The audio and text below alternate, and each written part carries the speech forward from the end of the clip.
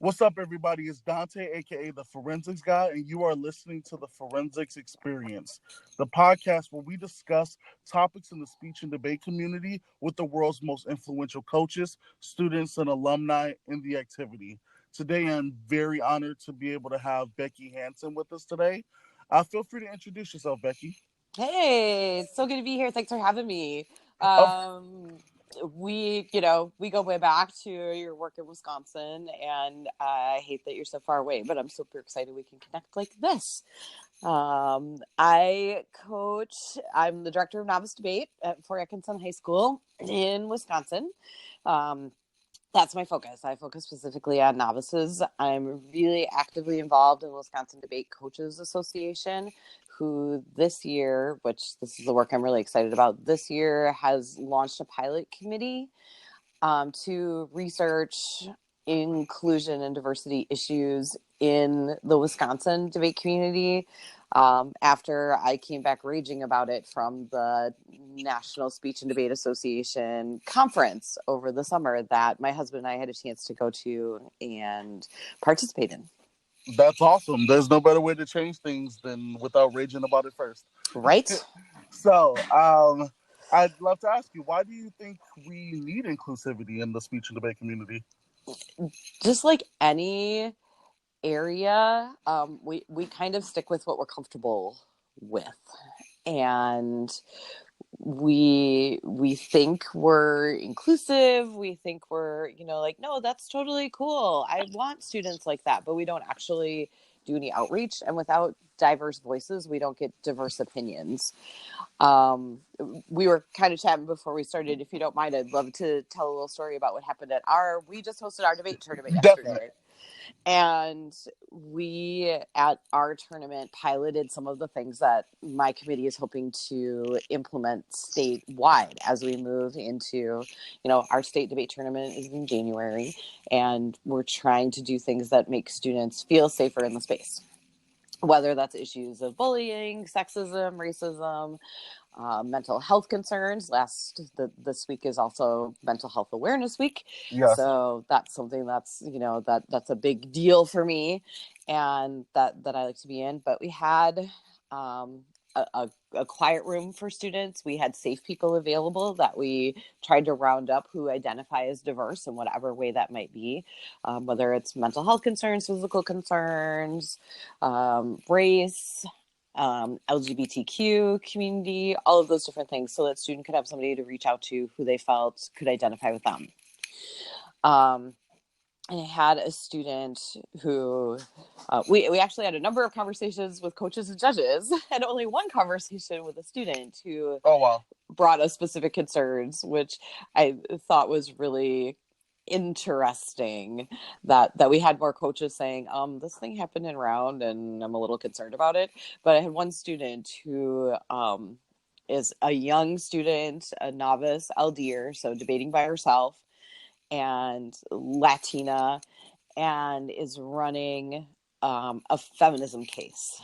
Okay. And she, she came in really hot is the only way to say it, and it was very clear that the student identifies very, very closely with her case. And It's not just, some of our debaters debate things because they think they're fun, or because they, think it's a good way to be tricky, or, because this is something they're good at. And some of our debaters debate things that are very, very close to their hearts.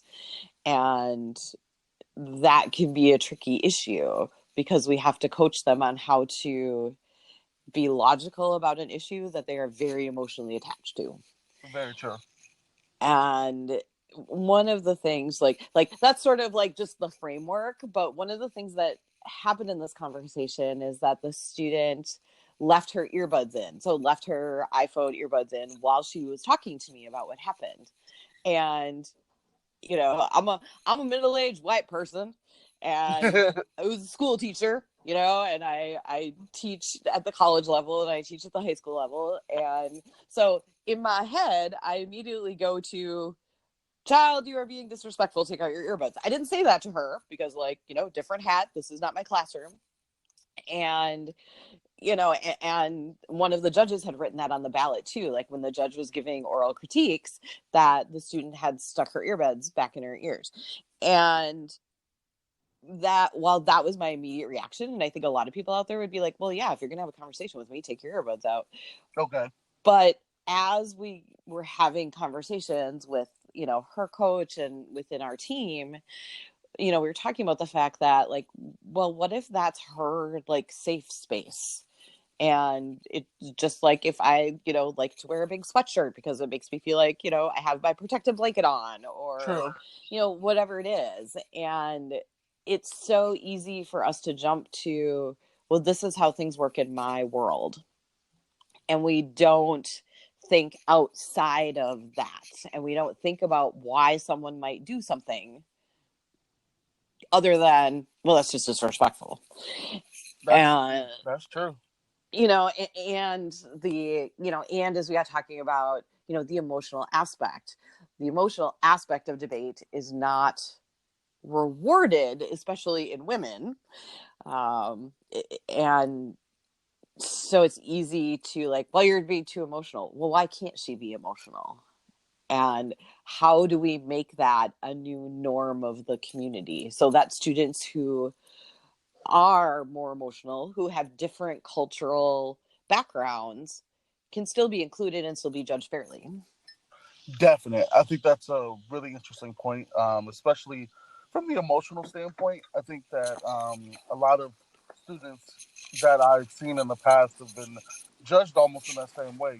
You're too emotional, or Mm-hmm. and we've seen it a decent amount from just the women's debater perspective. I definitely most of the women's debater, but I think sometimes you see it with certain LGBT students too as Mm-hmm. well. No matter which gender or what gender they identify as, but you always kind of see the whole, you're being a little too kind of intimidating, like, Mm-hmm. forceful.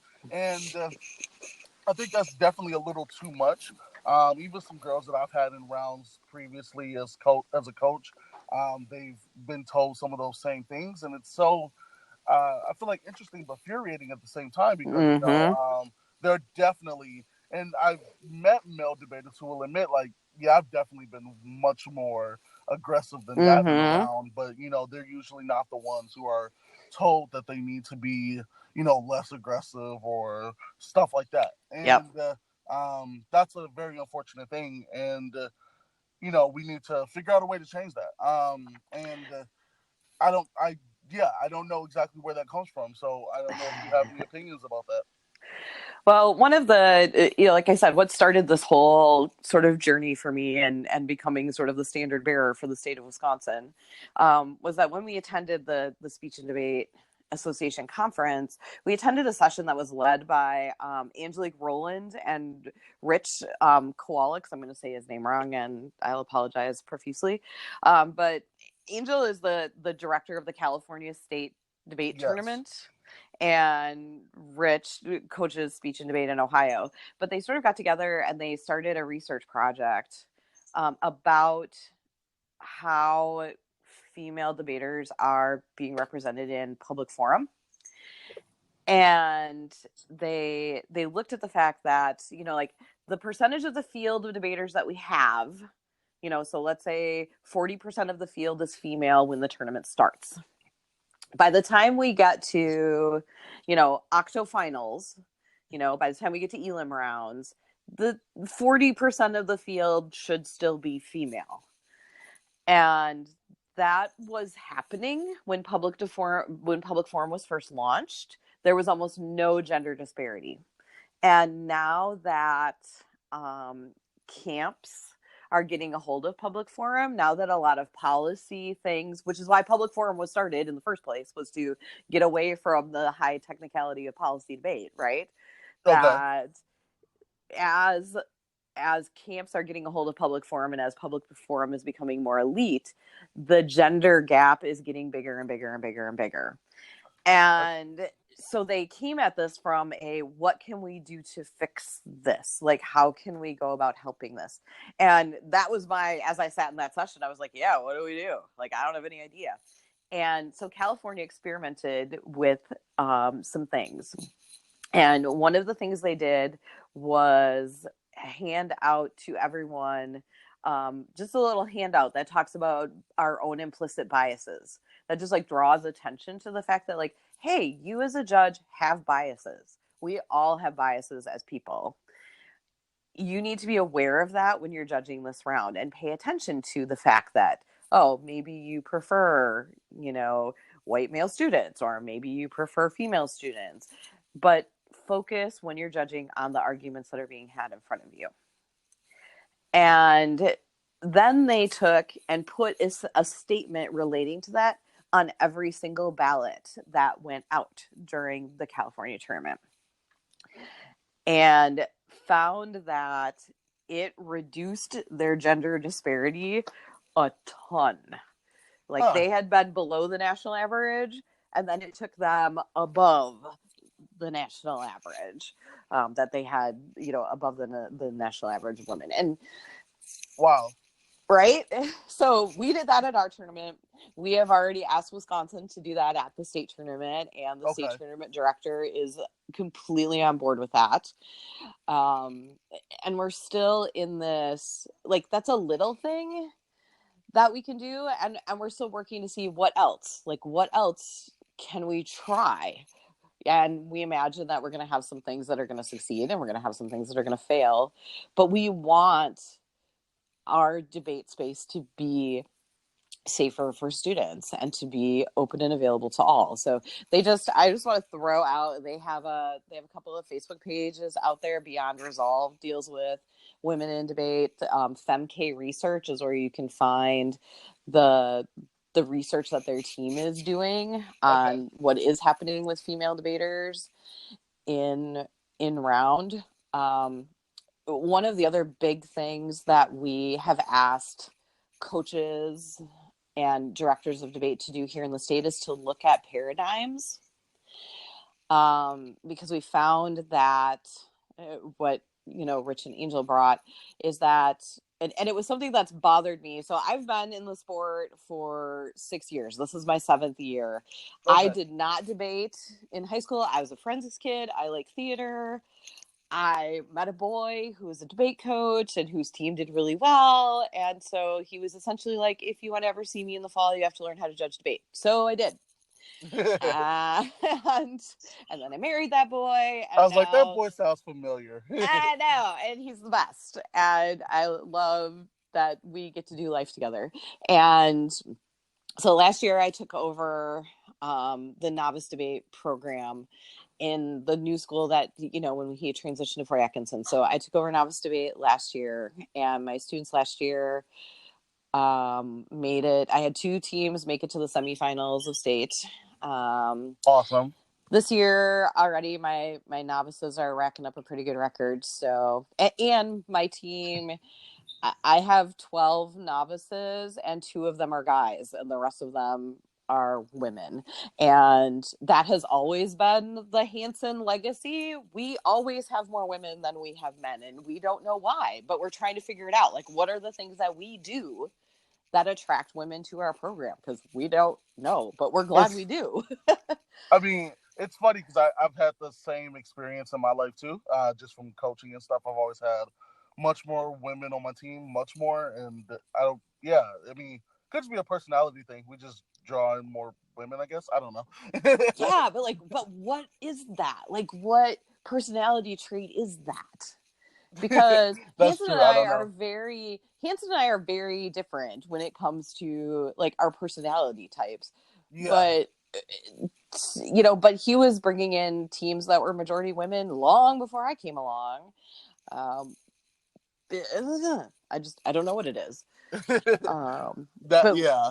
But we, in talking about, these paradigms, what they showed us in their research is that, it's a lot of these young college age male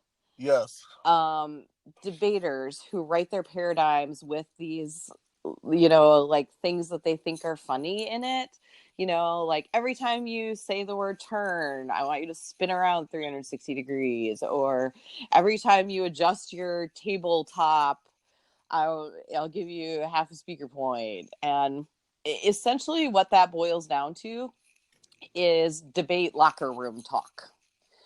Okay. And it's essentially, and if you think about it, and I don't think anybody had thought about it this way, and to watch the membership of the WDCA's jaws drops when I said to them at the fall meeting, like, what essentially is happening here is this adult male is asking children, like, yes, they might be 16, 17 years old, but they're still children, to perform circus tricks to get extra points.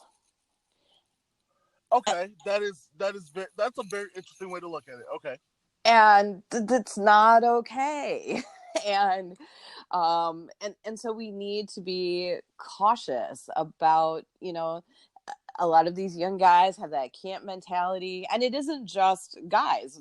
Their research has found that it's that women who attend debate camp come back with some of these tendencies as well, and tend to then vote more frequently for male debaters than female debaters. Well, I'm glad you mentioned that, but I think that also stems from the culture of Mm-hmm. I don't want to step on too many toes here, but the culture of circuit debate, Yep.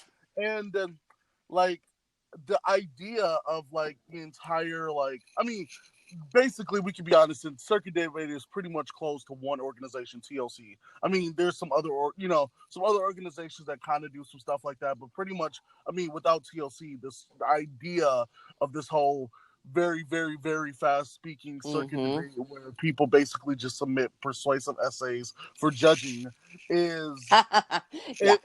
it's turned into like it's this whole thing that I'm working on a project right now actually that's talking about the privatization of speech and debate, and because of that, like the typically, at least, and I could be kind of wrong, but I'm pretty sure I'm pretty close to right, is that the demographics of the people who can afford the $7,000 Yep. 2-week camp in whatever state, we know how those demographics look, and those demographics also have a certain culture that's surrounded around that. So that culture spreads to those kids who come to that camp, Yep. which in turn actually makes those debaters look quote unquote cooler or better. Yep. So they're the ones who are winning the tournaments. And then when they're winning the tournaments, they're usually the ones who are like, oh, they're the best now, so we're going to have them judge and them coach. And it's these 20-year-old students who go to Berkeley or UCLA or something Michigan. like that, Yep. who have this idea of what debate is supposed to look like, and the only people who can truly be open to that or even know what that looks like are the people who can afford those $7,000 camps. And it turns the league on its head. Yes. And ironically, because this is what I've been finding in Wisconsin, because this is the argument that this is what I keep butting heads against, is that there are those of us who are like, debate needs to be more inclusive. And some of these things that you are doing are creating barriers to teams who can't do what you think should be allowed. Okay. If you think a team should be allowed to access the internet during round, okay, first of all, my novices are on paper. They can't access the internet. B, if they have a computer, there are some schools we debate at that do not have internet access, do not have open public Wi-Fi that we can do that with, which means that then the student is expected to bring their own phone with their own hotspot that can access, and my students can't afford to do that. But so they want to do these things that are like, well, this is what is happening in the community. We are not the national debate community. We are the state of Wisconsin.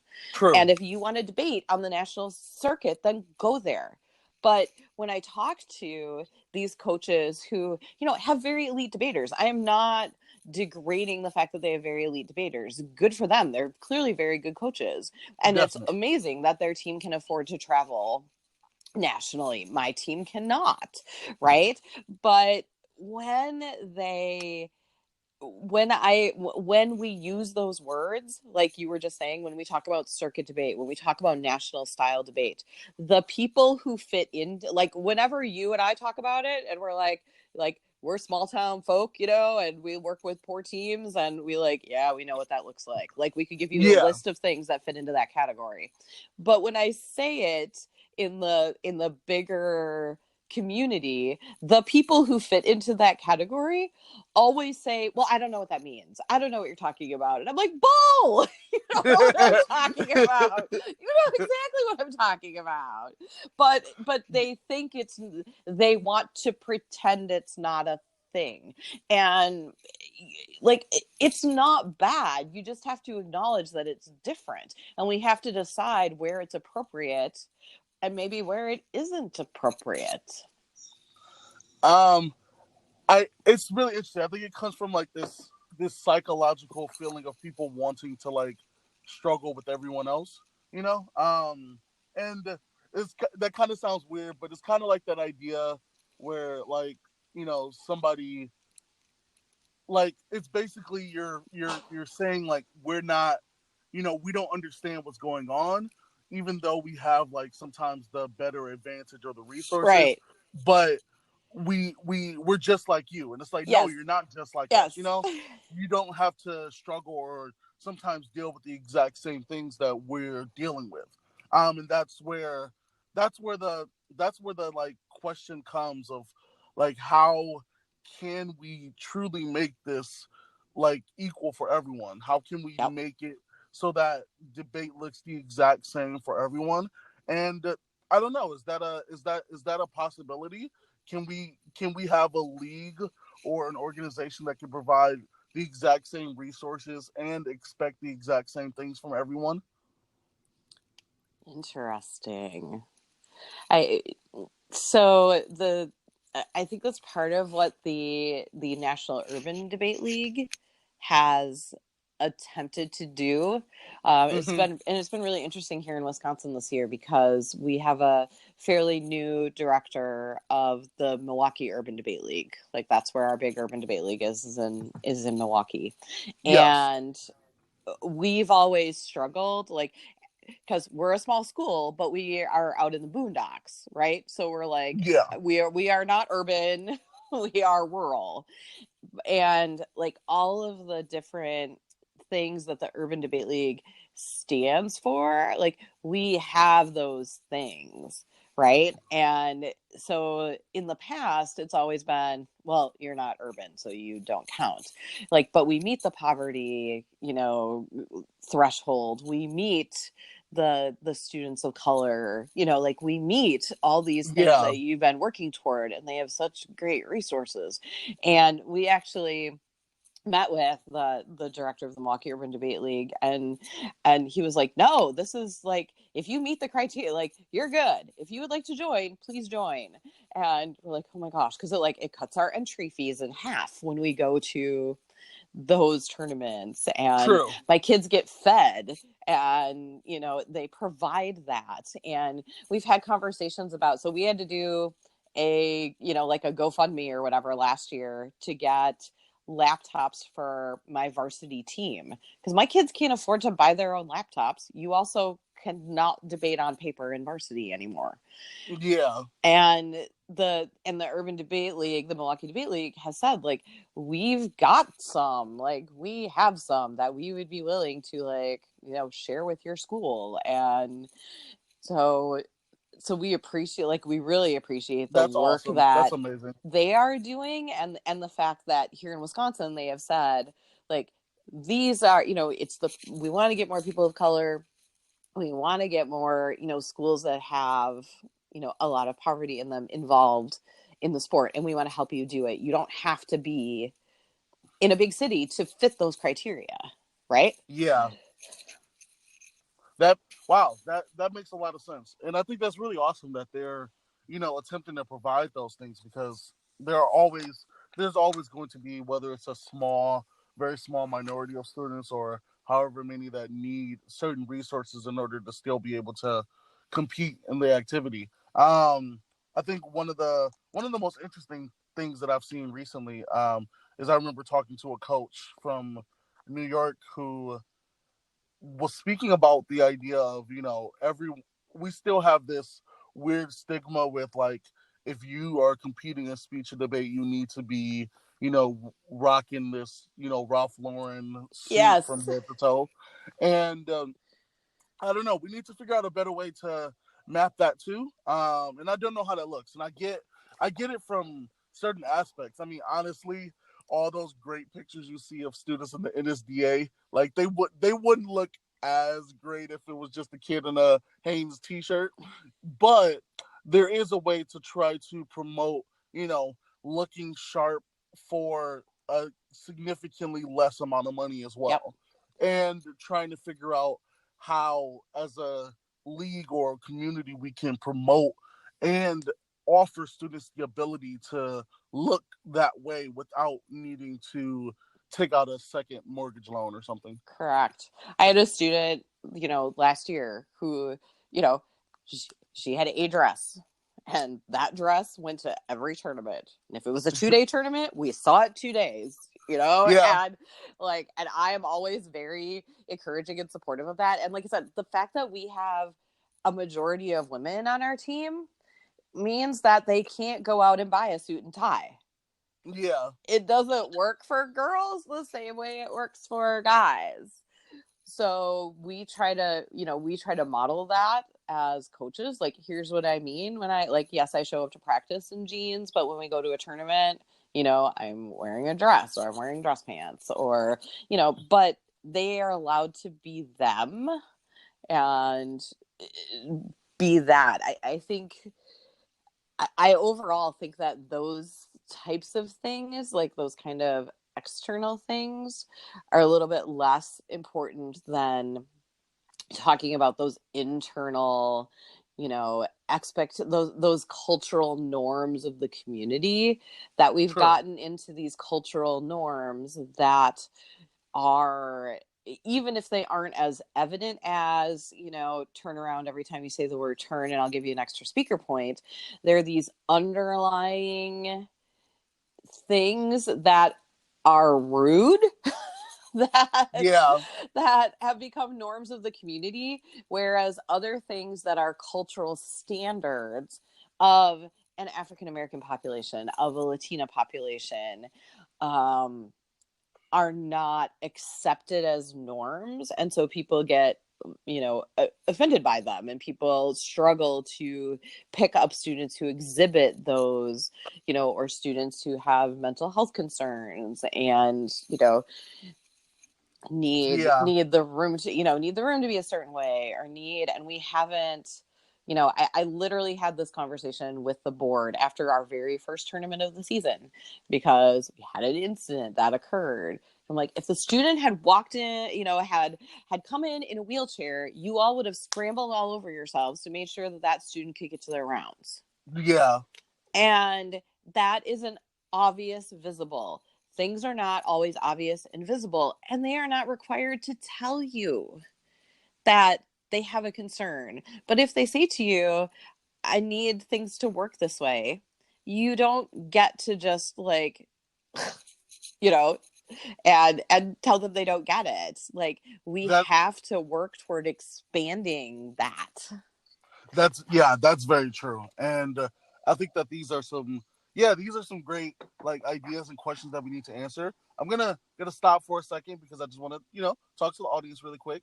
I hope you all are enjoying the show. We always are trying to talk about some pretty impactful things that we can change in the speech and debate community, and I think that these episodes are really great into helping how we can do that. So we're gonna take a quick break from a word from our sponsors. If you want to join in the conversation, feel free to leave a comment down below, like on the podcast app, whatever, or DM me at the Forensics Guy. And stay tuned. We'll be right back. Hey, what's up? I hope y'all are enjoying the podcast so far. So I'm not going to take too much of your time. I'm just going to tell you about the one thing that I want to promote here is my Patreon. So I am trying to make this a real career and doing the podcast, the videos, and all of these other things. So I am definitely looking for your type of support. Whether it is financially, you're able to join the Patreon, or just through sharing and letting other people know about this content and what I'm doing. It would be very helpful. So I'd appreciate it if you could just let people know. I'll link my Patreon at the bottom of this episode on the podcast apps, as well as you'll also see it on like YouTube and stuff like that. It's the Forensics Guy on my Patreon. So go to patreon.com / the Forensics Guy and you will see it there. Let's get back to the episode. All right, we are back from our break. I hope you got to enjoy those sponsor ads, which are probably just me talking, but whatever. We are going to we're going to move back on to the rest of the episode, and I have a few questions now that I want to bring to Becky, just to kind of get her opinion about what we're going to do in these specific situations, because I've been thinking about this inclusivity thing a lot. So, my first question is, how do you think we can better treat students who have speech impediments or something like that in the speech and debate community and judge them most fairly? Ooh, great question. I have had very soft-spoken students, and I have had students who English is not their first language, and it's hard to, I also just like, for complete disclosure, like work with Global Academy. So I teach speech and debate to students in China who their first language is not English either. And I really appreciated what you had to say earlier about like people submitting persuasive essays to be judged. And I'm like, oh my gosh, this is what our 1ACs are becoming in circuit debate. You're so not wrong. Yeah. I am the judge who's like, I don't want to see it. Like, if I can't understand the words that are coming out of your mouth, because like I said, I come from a forensics background and I know I am not the norm, but I didn't come from that background. So this is what is my norm, and, adapt to the judge, right? Rule number one. Yeah. And I struggle with this myself, and we should be focusing on, like we talked about, like, what is the logic happening in the round? How is the argument being answered? And the truth is that a student who can't speak as fast or as clearly might answer fewer arguments. Sure. And we can't control that. So how, like, I hope it's okay if the answer is, I have no idea. No, it's totally okay if the answer is no idea. I can tell you what I've done to run, like I'm looking for what is the logic happening in the round and what is the clash happening in the round. And honestly, I'm looking for the other team to adapt to that as well. I'm looking for I had situations. So I have a pair of novice girls who are really great. They went 3-0 yesterday. They were brilliant. But at one point in time, one of their judges, who's a good friend, came back and said, they got a little, like, they asked the same question 3 times. They were browbeating this other team a little bit. And that I'm not okay with, right? So we're going to have a conversation on Tuesday about the fact that, like, you already know that you won. You do not need to take their nose and rub it in it, right? Yeah. Be courteous in the round and adapt to the other team. Right? It doesn't mean I want you to lose. It doesn't mean I want you to pretend you're dumb and you don't understand what's happening. Like, I want you to do your best. But you can't be obnoxious about it and, rub their nose in it, because we're all learning. Like, that's the beauty of Novice. We're all learning about this together. Very true. And teams are learning from each other just as much as they're learning from their coaches and their judges. I think you brought up a really good point, even just a few points ago, with the idea of the clash there. I think that at least my idea for coaches who are listening and like, just give us an answer. I think that probably the best idea is to kind of look at the clash there. If you do have a kid who, specifically cannot speak as fast, or, they deal with maybe speech impediments, stuttering, and things of that nature, it's about what logical arguments are they attacking? we know like spreading was basically created so that you could throw as you could. It's basically, you're just throwing up a bunch of free throw shots and you hope something Mm-hmm. goes in. And in that essence, like if you're the defender and you are trying to get into this clash, instead of like if let's this actually I think is a great example for it. So if you're just throwing up a bunch of free throw shots and my goal is to like block them, like, and I'm not as fast of a blocker as you are a shooter, my idea now should probably be to look at the shots that look like they're closest to going in. Mm-hmm. They look like they have the best form, and it's an opportunity for me to block those shots. So the better debater is going to be the one who can, see, okay, this person just threw up 95 arguments and this was crazy. However, only 10 of them were actually really strong, and I'm Mm-hmm. going to defend these 10 and let the judge know, like, sorry, but those other 85, you shouldn't even be listening to those, judge. Like, let's be honest, he or she didn't make any sense with those, but these are the ones that are important, and these are the ones I'm going to focus on. And, and is there, as we talk about accommodation, is that an area if a student can't speak as clearly, can't speak as well, has a significant stutter, is that a situation where we could, like, where a student could utilize a text to speech? And I know, like, a bunch of purists out there would like freak out about it, like, well, how do I know? Maybe they're like, this is the response I get all the time when I bring stuff to our state committee, where they're like, but how do I know, and how do I let you? Sometimes you That's don't get true. to know, and sometimes you just have to accommodate a student, because we're looking to get more students. I mean, that's my goal. There are some people in the Yes, community who are like, I want better debaters. And I'm like, I just want more students to participate in the sport. I So agree. is there a place for accommodation in that? I would be okay with it. Yeah, I would too. I think that's a pretty great idea. Like maybe that student is, while the other one is debating, they're, typing their responses, and then boom, text to speech right there. Mm-hmm. Um, yeah, that's an interesting idea. Very interesting idea that could potentially, change the scope in like 10 years. I don't know, but I really like that idea. That's a really good one. Huh. I was like, let me take a few seconds and process that. I know. All right. um, So, the next one is, what specifically, like, I want to get back to the clothes thing because I think that Mm-hmm. a lot of people, it's really easy to like judge like a student a little bit worse on their speaking ability with what they're wearing, and it's really tough because I remember even growing up, we would always make the jokes, like it was always, for some reason, it was always specifically the policy kids who Yep.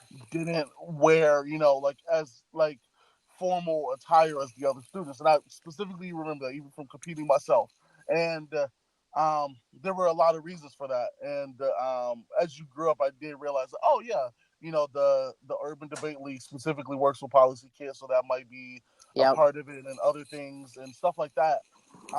And a lot of It's really easy for judges to judge students in a way that they shouldn't, and look at biases based on like clothing. And I remember as a student, at least once, it could have been twice, but I do remember once I can like I still can visualize my critique sheet.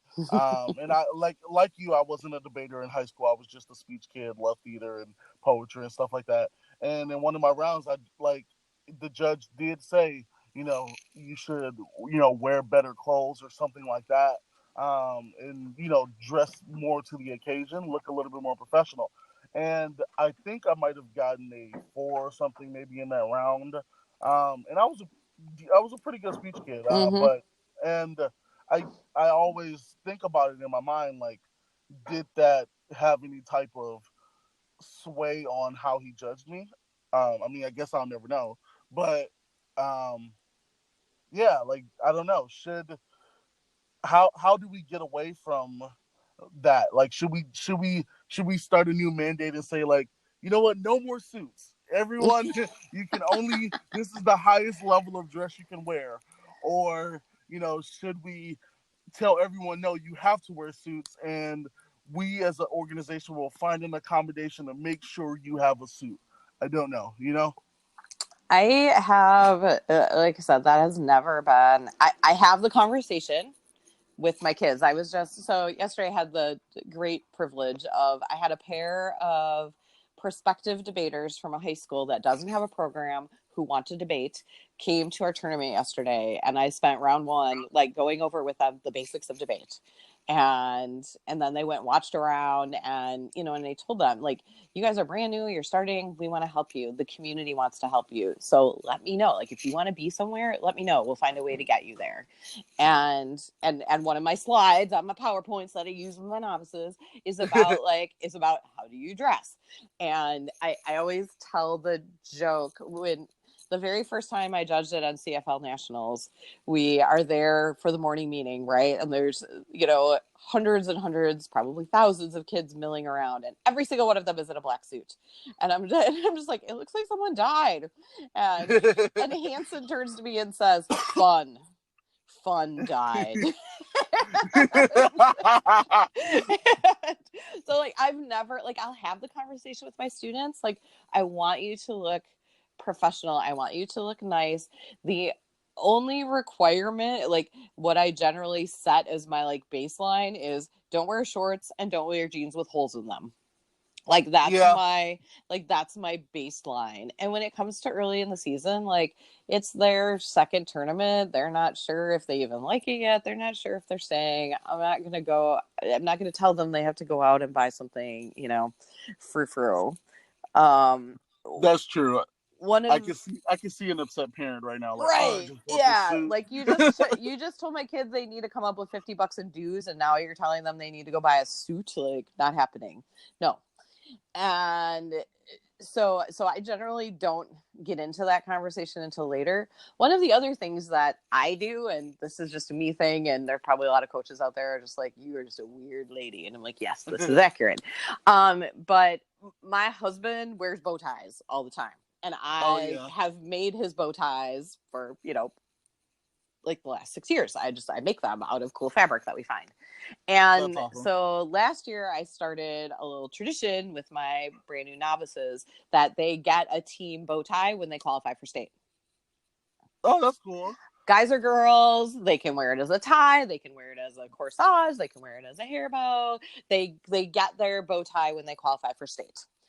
And so it's just another little thing that, like, gives them the concept of an occasion that we, like, an everyday tournament, like, okay, like, I'm not really worrying about what you wear quite so much. But when we go to state, it's an occasion. And I want you to think about dressing like it's a special occasion and not a night at the club occasion. I'm the only one who gets to wear sequins. But it's something that you should be dressing up for. And we like, our school is right across the street from a Goodwill. Like, I don't care if this is new, you can find good stuff. I just don't want you to wear jeans with rips in them, and I don't want you to wear leggings that I can see through. Like, this is really what I'm asking for.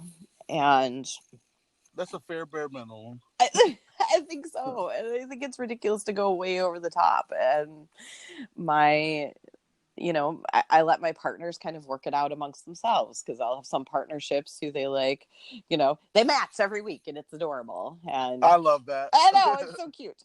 And I have other partnerships where, that's just not their thing. And I have some who, especially in this day and age of, like, who am I and what is my image of myself? There's so much body dysmorphia out there. The last thing I want to do is pile on with, oh, well, can't you wear a dress? Or, you have to wear a button-up shirt. Like, for girls like me who are a little bit more well-endowed, wearing a button-up shirt is a problem because none of them close. Yeah.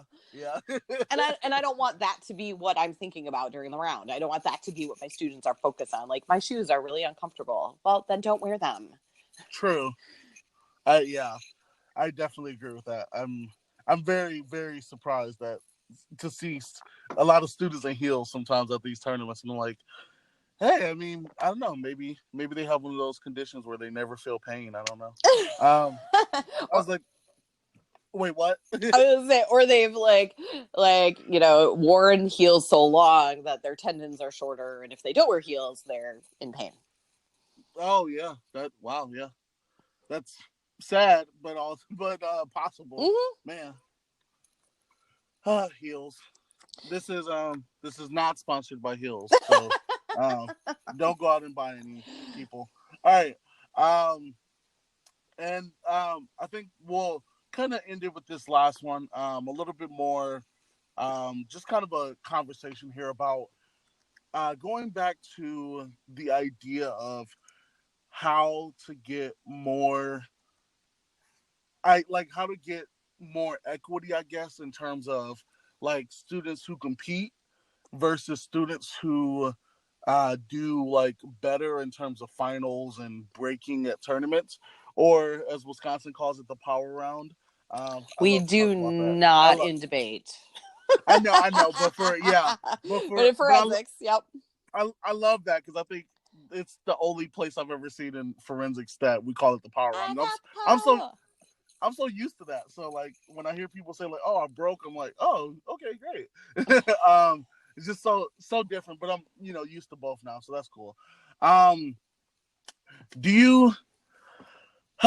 This is a I don't know. This is like not even a question. It's just trying to gauge this idea. So, I talked last week about, or last week when I had Ernest Chomiki on the No, episode. I love We talked. Ernest. He's great. We talked about like basically kind of the idea of inclusivity, but for like black and brown students and underrepresented students competing in speech and debate, and that as a whole. But we didn't get into the part of like breaking and power rounds and stuff like that, and like how that looks. So, example, I think it was 2 years ago. It was a little sad to talk to Ernest about it, but 2 years ago, the students who got to the finals, some of the finals at NSDA Mm-hmm. and even CFLs, I think looked the same way, Mm-hmm. kind of, but NSDA was pretty much mainly like that.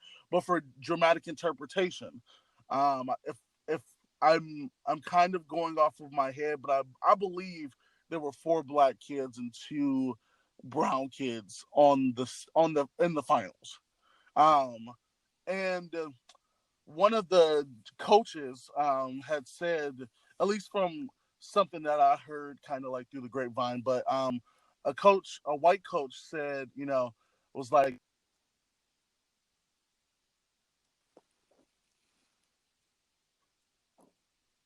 I lost you. "You can hear me now?" Oh, there you are. Yes. Okay. Sorry. Okay, so a white coach Yeah. said, that's where I lost. Yes. A white coach said, basically, like in this essence, she was kind of like, well, if my students, talked about the black struggle or something, kind of, then they would be on that stage, or kind of like in this essence, like you can't really win now unless you're diverse, Mm. and it's like I said, it's not a question, but it's how do you think you feel about that? Like how, you know, like imagine if I guess at NSDA's the top 8 students, like before finals, the top 8 students were all women. Like, is that now a bad thing because it's the opposite of what we have seen in the past, where it was just probably maybe all white male debaters? Is that like yeah? Does that make sense? Like Yeah. what? Yeah. Yeah. No, I totally know where you're coming from. It's that same idea of I was just so like I watch West Wing when I'm home, like grading papers and doing all this kind of stuff. It's my background noise. And there was a conversation just in an episode I was watching this week where somebody was talking about Now I've lost the word for it, where like you have to have more diversity in your workplace. And one of the characters was talking about how, every time her dad was up for a promotion, there was a less qualified Black woman who got the job. Like, it's that same kind of mentality of like, are we creating more diversity at the expense of losing something else? And I um I think with the record that our country has at how we have treated the Black and the brown experience, like, we've got a long way to go to before we're ever out balanced, quote unquote, to use really bad words, but you know what I'm trying to say. I get we've got a long way to go before that's a thing. And again, the more voices we bring into the conversation, of course, white students can't do the same, shouldn't be attempting to do the same justice to a piece about, the Black or the brown experience. And those pieces are impactful and they are important to the voices of what's happening in our world right now. Yeah. Right. Last year, the debate topic was on immigration and half my team was Latino, like, this was a topic that was very, very important to them. And I, as a coach, like, I'm really glad that they were there, and I'm glad that they stayed, and I'm glad that they were brave to share their story and to put their world in front of some of these judges who do not have that experience. Yeah. And so I can understand where that comment comes from to a certain degree, that there's but it also, I feel like, comes from, I know you probably don't want to get political here, but the same group of people who are, and not that I'm saying that particular coach was coming from this perspective, but I think we hear those kinds of comments in the world at large, or in America at large, from the same kind of people who are threatened by the Black and the brown experience being integrated into American life more. The same people who are uncomfortable with hearing Spanish spoken at the grocery store. Well, we have a large population of our country. Our country is entirely immigrants. We are all immigrants. We all came from somewhere else. And at some point in time, me. I was you were grown from a seed planted in, no, I got it. We all came from somewhere, and we all have. Very true. The more that I research, mental health and its effect on the experience in this world, like, that's my big area of focus, that people who come from these backgrounds, with civil rights and with this immigration experience that, we're struggling with a lot now, like, it breeds into the later generations, this continued anxiety and post-traumatic stress. Like, you don't have to have experienced it yourself to still be burdened with that experience. So that's true. Growing up as a white girl in suburbia, do I have my challenges? Yes. Yes, I do.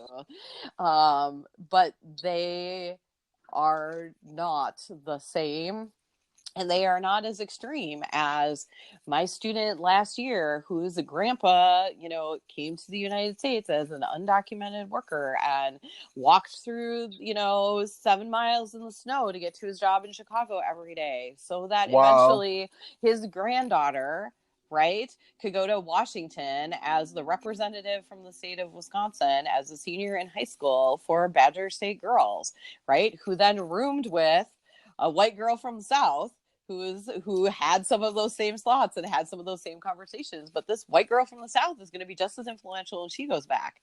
And she got to room with a very outspoken Latina who was like, okay, let me break it down for you.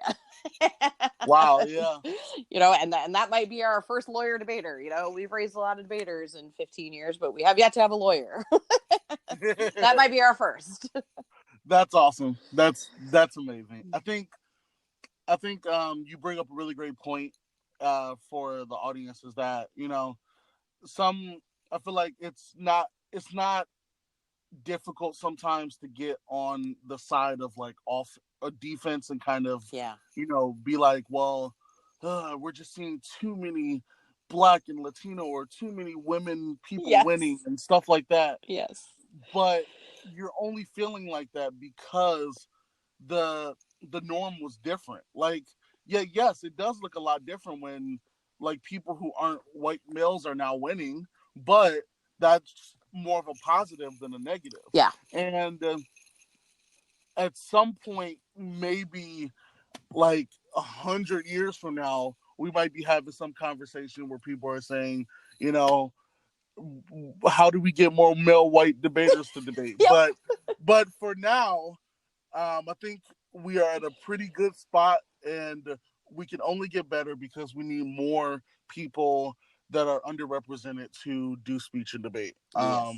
And yeah, I hope to see that, and I am very grateful to be having conversations with coaches like you that I know that are willing to make that difference happen in their lifetime. So yeah, I think that was actually a really great ending. So I just want to make sure I say to the audience, thank you so much for listening. If you are listening on Apple Podcasts, give this a 5 star. It's very important. I want to get this podcast new and noteworthy. If you don't, I don't know if we can be friends. Just kidding. We can still be friends, but I might, glare at you sometimes. And also it's on Spotify and Google Podcasts and all those other things like Stitcher and all that stuff. So listen to it there too, but Apple Podcasts is probably a little bit more important. So like all your cliche YouTubers say, I love you all. And thank you so much once again for Becky Hansen for being on the podcast. It was a pleasure to have you, and your experiences are hopefully going to change this community. Thank you once again for being on. Thank you for having me. Of course, and to the podcast, see you all later. I hope you have a great day. Bye, everyone.